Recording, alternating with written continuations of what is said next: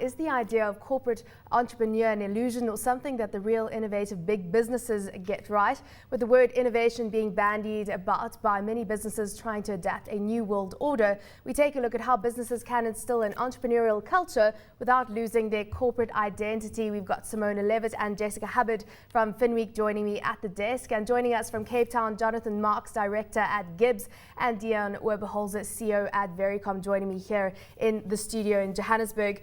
So Jonathan, I'm going to cross to you first and get your views on this. I mean, overall, give us a snapshot of how companies in South Africa, are any of them getting it right when it comes to creating entrepreneurs within the company? Thank you. I think it's quite a difficult process because I think most corporates, whether they're in South Africa or elsewhere in the world, are really focused on returning value to shareholders, and that's often about minimizing risk. So I think at the point at which risk begins to encroach in a business, and that usually is associated with the entrepreneurial process, I think managers often try and minimize that. So I think that this notion of corporate entrepreneurship, while it's interesting and often essential, it's something of an oxymoron for many large companies. So I think we see some examples in South Africa, as we do see elsewhere in the world, but I think it's quite a difficult process for companies to navigate through.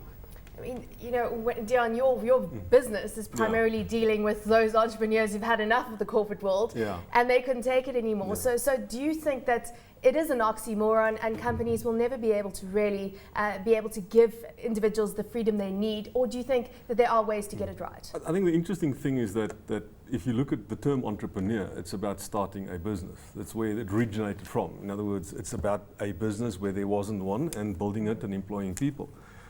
As a big corporate, do you really want that kind of thinking? Innovation, yes. And I think we sometimes misuse the word in terms of what we're trying to achieve. We're trying to want people to take new ideas, to develop a new opportunity. And I think we should just talk about innovation. The concept of an intrapreneur is interesting, as he said, it's an interesting idea to use that. But predominantly what we need in South Africa is to build a large base of small to medium-sized companies that survive like a mom and pop on turbo and employ 30 to 40 people and live out their lives wonderfully, making a living. I love that, moms and pops on turbos. That's a line for a new article.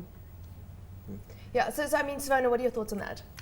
I definitely think that there's room actually for corporates to have an entrepreneurial stance where they do need to be a lot more flexible in the current environment.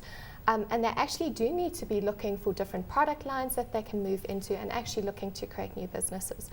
And I think one of the businesses that has been doing that quite efficiently is actually a business that you wouldn't expect innovation and that sort of drive, and that's F&B. And what they actually I think some would argue at this point in time, though. I mean, it has been very innovative. No, that's my point, is that they're doing it well. One of the things that they do is that they actually run a competition within the business to actually get entrepreneurial thinking and people thinking different, and they actually allocate budget. And I think that's different to a lot of corporates where they expect people to come up with the ideas, but they don't necessarily attach a budget to allowing those people to actually drive those business areas. Sam, I would argue that it's not necessarily to do with the size of a business or the structure of a business. It's more to do with the people involved. So you can have a huge corporate, but you can have one or two really innovative, dynamic, independent thinkers who create teams that are sort of in and of themselves entrepreneurs or small businesses within a big corporate. So for example, Steve Jobs led a division within Apple, which at that point was a huge corporate, and he led a Macintosh team which came up with one of the most innovative products in the world. But he imbued his team with that culture, but he was given that freedom to work with that team. So on the opposite end of the spectrum, you can get small businesses where the guys, the leaders aren't dynamic, they aren't independent minded, and the businesses do nothing, yet they are technically entrepreneurs. So my argument is it really depends on the people. So Jonathan, your thoughts right now on incentivizing is what we're talking about, innovation and creating that enabling environment where people want to stay within the company, they want to contribute, but do you feel like you need to incentivize that? Well, I think it's important to separate innovation and entrepreneurship. They're not the same thing. I think that in many instances, innovation is present when entrepreneurship occurs, but I don't think that they are synonymous. I imagine that innovation is an outcome, but entrepreneurship is a process. So I think that firms that are highly innovative, whether they're small startup firms or large corporates, have probably shown some element of entrepreneurship. The question is whether that's by design, and I think this speaks to your question around incentivization. I think that firms, and I like the example of FNB in South Africa, firms that create a system that encourages entrepreneurship or entrepreneurial thinking will naturally have some sort of incentivization to support that. And I think then you'll see entrepreneurial activity leading to innovation.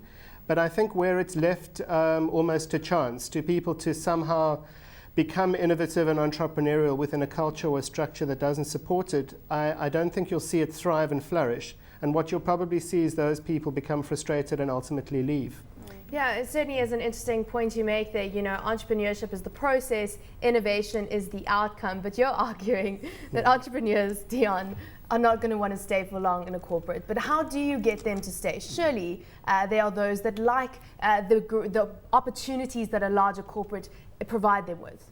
I think the concept of entrepreneur by its nature is a definition. That is, what we're talking about is aspects of that which we want to see in a business. We want to see innovative thinking. We want to see some risk taking. We want to see somebody to think outside the box. So those are great things, and I think one should aspire that. The fact that we happen to call it an entrepreneurship mentality is just a handle at this point in time. I think what I'm actually quite interesting to see is to what extent corporates can respond to the opportunity that is coming out of the changes in the BEE legislation, for example. Huge focus on local content, massive focus on replacing imports, huge incentives from government. Most people see all of that stuff as a threat to the business as opposed to as an opportunity. Now, what mechanism do we use to get a thinking going on in business to say, well, actually, I could use these things to grow my organization?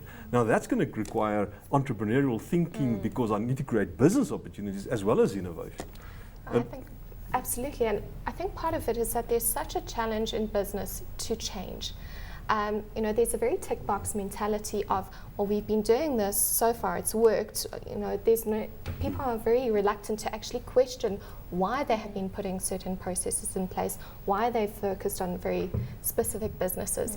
There's a lot of legacy issues, particularly in the bigger industries, which would be affected by the BEE codes.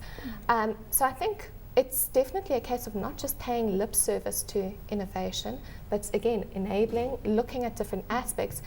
And where it moves from just innovation to entrepreneurial viewpoint is actually creating a full business model around that. Yeah. It's not good enough to just have the idea. Deon, I can hear you agreeing with everything we're saying on this end here. Jonathan. Sorry, Jonathan.